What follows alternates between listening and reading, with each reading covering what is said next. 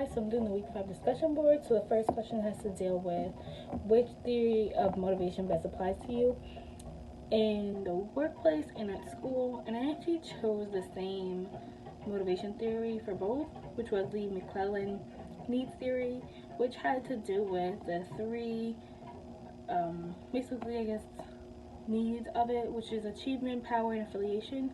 And I chose that because I feel like I used to focus a lot on wanting to receive acknowledgement and rewards. I think kind of outgrow that where I focus a lot more on myself and self motivating. But of course, everything also has to do with wanting acceptance. So the McClellan needs theory does deal with what it says a strong desire for acceptance and the affiliation part, but I'll get to that. So basically, I chose this one because in school and work, I basically just keep thinking to motivate myself, like, in the end, it will all be on you. In the end, this is your future. So basically, how they say, your future is what you make it. So for achievement, it says the person will have like a strong desire for just basically performing, like over their expectations. I'll say, and just has a strong performance activity, which I do. I try my best in school. The work is mine, so no one can really do that for me. I have to do it for myself. Like I said, the my future is what I make it. Same with the work. Then it has to do with power, which it says like influencing others, which I tend to do in school and at work, trying to just remind everyone, like I said, the future is what you make it.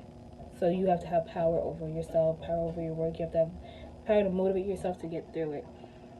Um, and just be a leader. That was another example used. And then for affiliation, like I mentioned, a strong desire for acceptance, because of course everyone wants acceptance, and just acknowledgement at school and work for the work that they put in, for the work that they do. It keeps them going. It kind of gives them that little boost you need. Because sometimes, of course, you can self motivate yourself, but sometimes you need that little boost from others to push you to keep going even further. And just it also says a value. They value the feelings of others, which I tend to do as well.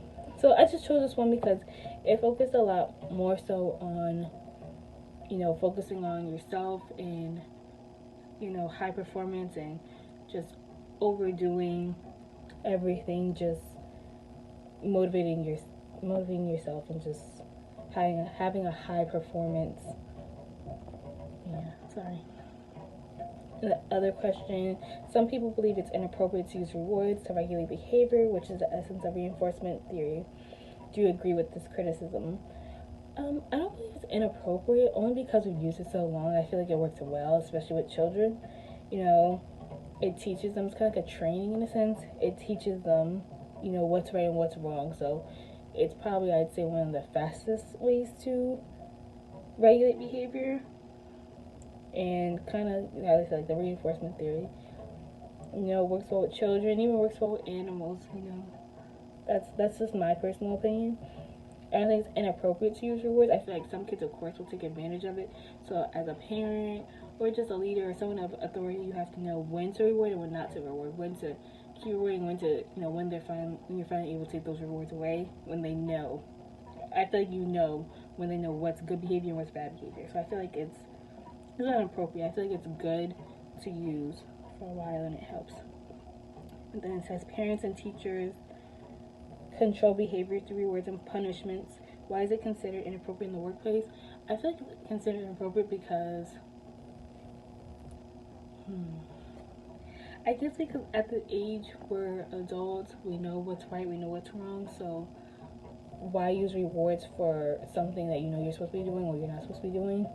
Basically, why am I rewarding you for something that you know? Why am I rewarding you for something you have to do and you know what not to do? I don't know if inappropriate is the best word for it, but I mean, of course, jobs still do use rewards, but um, I don't really think it's considered inappropriate. I guess I would say, like I said, the only way it's considered inappropriate is because we know, what our job consists of. We know how to do our jobs. We know what not to do our jobs. So there's no reason to feel like we need to be rewarded when we do something good. We should always be doing something good. That's what the expectations, that's what the responsibilities are. As an adult, you have responsibilities and you have to do what you have to do. So that's just all I have to say. So this is my week 5 discussion board.